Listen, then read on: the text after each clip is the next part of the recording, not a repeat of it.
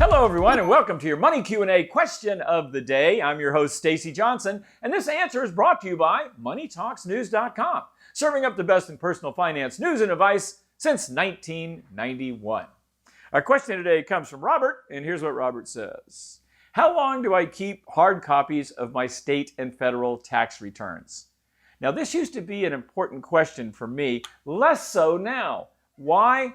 Because I don't keep hard copies of my returns, therefore I don't have to store them or try to find them or anything else. I scan them and I store them in a cloud in a very safe place. So I used to have boxes of files like a lot of people probably still do.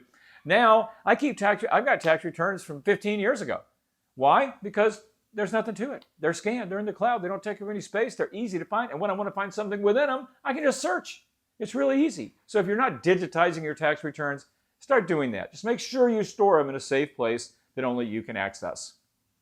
But the answer to your question, Robert, is how long do you keep your tax returns? You keep a copy of your tax return forever. Not necessarily paper, but you want to have a copy of it forever. Why? Because you want to prove you filed a tax return.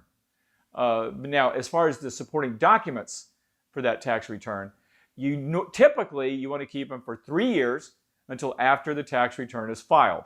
That's because the IRS can go back 3 years to audit returns. So you want to keep all the documents that support that tax return for at least 3 years from the time it was filed. Now there are some pieces of paper you're going to keep for a really long time. For example, I've owned my house for 17 years.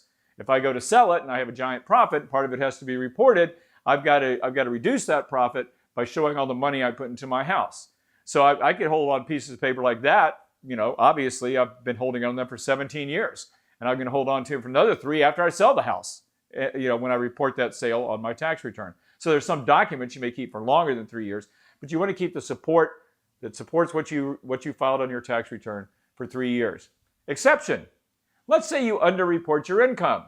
If you underreport your income by 25%, the IRS can double that. The statute of limitations is doubled to 6 years. So if you're stealing from Uncle Sam by 25%, then you want to keep everything for 6 years. Now, what if you just file a fraudulent return? If you're a real crook, well then in that case, the IRS can go back until the days the dinosaurs roamed the earth. So if you're a typical taxpayer reporting your income and doing things the right way, 3 years is your answer. And please though, use digital, file in the cloud. Then you don't have to worry about how long to keep stuff. And we will close today, as we always do, with our quote of the day.